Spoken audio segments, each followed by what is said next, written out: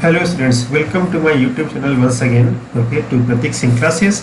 Here in this video we are going to start Unit 10 Electronics and Communication System from section 10.3.1. Okay, as you can see on the screen of your mobile phone or laptop, whatever you are using. Okay, I am using the old publication, that is in Unit 9. It is given for new publication of year 2021. It is given in 10th unit.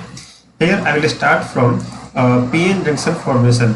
But before starting this thing, let me remind you once again that what are the topics we have seen till now. First we have seen energy band diagram, then we have seen classification of materials, then we have seen types of semiconductors, then intrinsic and extrinsic semiconductors. Okay, we have seen, and now we will start from PN junction formation. And also let me remind you once again that whenever we say p type semiconductor, that means positive type semiconductor, and in positive type semiconductor trivalent dopants are added or trivalent impurities are added, okay, in such a way that there happens deficiency of electron, and in p type of semiconductors the majority charge carrier will be the holes. Okay, again in n type semiconductor, okay, the dopant added in the semiconductor is pentavalent. Okay, that means there the number of holes will be lesser than that of the electrons, and so the majority charge carrier in n type semiconductor or negative type semiconductor will be electrons. Okay, now let us start section 10.3.1.1, that is formation of depletion layer. Okay, a PN junction is formed by joining n type and p type semiconductor materials as shown in the figure 10.9a. okay, that means we take a semiconductor and we insert p type of semiconductor or positive type of semiconductor, positive type of impurity or trivalent impurity from one side and pentavalent impurity or negative type impurity from the other side. Okay, once again in the pentavalent impurity, okay, we will have high number of electrons, so it is also called as negative type, and in p type impurity we will have high number of holes, so it is also called as positive type. Okay, all right, since the n region has high electron concentration and the p region has high hole concentration, electrons diffuse from n side to p side. That means here the electron will start moving from n side to p side. Diffuse means to pass from one position to other position. Okay, this causes diffusion current which exists due to the concentration difference of electrons. You can also try to understand this in another way, that we will have potential difference between p and n type, and because of the potential difference the electron will try to move from higher concentration region to lower concentration region, and because of that when the charge will start moving, okay, up to some time, okay, it will create current in the semiconductor inside the material. The electrons diffused from p region may occupy holes in that region and make it negative. Okay, once again the electrons will start moving from n region and will go to p region, and it will start making p region negative. Likewise, the holes left behind by these electrons in n side are equivalent to the diffusion of holes from p side to n side. So when the electrons move from n side to p side, some holes will be created at those places. Okay, likewise from p side also some holes will come to n side.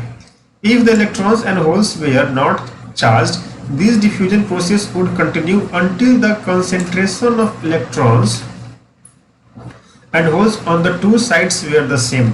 Okay, that means if suppose we just keep it and leave it like this way, okay, the movement of electrons to p side and the movement of holes to n side will continue till they will become equal or they will balance each other. Okay, as happens if the two glasses come once again, as it happens when two gases come into contact with each other. Okay, am I teaching you the correct thing? Let me check. Electrons and holes. Okay, yes, fine. But in a p-n junction, when the electrons and holes move to the other side of the junction, they leave behind exposed charges and dopant atoms site, which are fixed in the crystal lattice and are unable to move. That means when electron will move from one side to the other side, okay, but dopant will not move. It will be fixed there because of the surrounding covalent bonding. Okay. Likewise, when holes will move, okay, it will leave there the dopant atoms at position. Okay, leaving the dopant material there fixed. On n side, positive ion cores are exposed, and on p side, negative ion cores are exposed, as on figure 9.9b. So let us see figure once again. So here, as you can see that electrons are moving from right side to left side, keeping behind the fixed dopants. Okay, and electric field E forms between the positive ion core in the n-type material and negative ion core in the p-type material.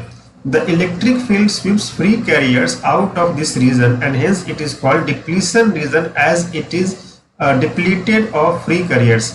A barrier potential VB due to the electric field E is formed as the junction at shown in figure 9.9c. So as we can see here, there is a depletion region. Once the depletion region is made, okay, after that further diffusion of electrons to host or host electron side will not be possible if not charged. Okay, as this diffusion of charge carriers from both sides continues, the negative ions form a layer of negative space charge region and along p side. Similarly, a positive space charge region is formed by positive ions on the n side. The positive space charge region attracts electrons from p side to n side, and the negative space charge region attracts holes from n side to p side. This movement of carriers happen in this region due to the formed electric field, and it constitutes a current called drift current. Okay, that means some charges will be pushed forward. Okay, the diffusion current and drift current flows in the opposite direction at one instant. They both become equal. Thus, a p-n junction is formed, as you can see in this figure 9.10. Next topic is junction potential or barrier potential.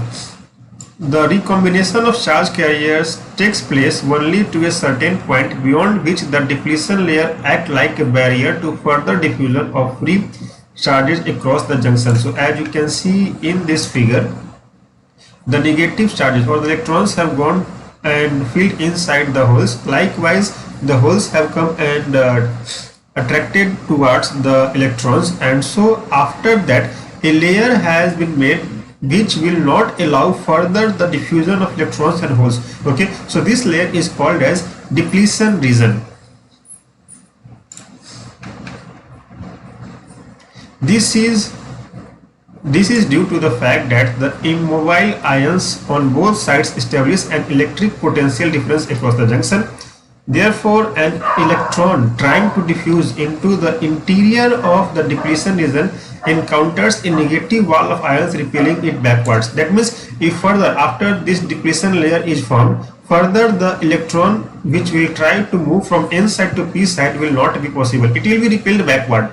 If the free electrons has enough energy, it can break through the wall and enter into the p region, which can recombine with the hole and create another negative ion. So as you can see here, this free electron, okay, from n side, if it has high potential or if it has a high kinetic energy, it will move towards the p region, and further it will create another negative ion wall.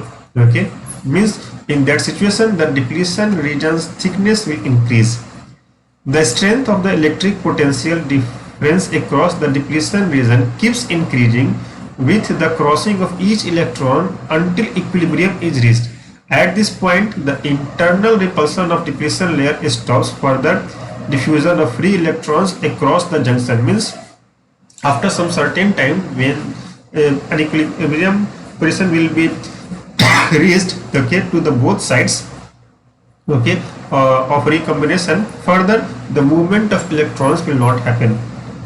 This difference in potential across the depletion layer is called barrier potential.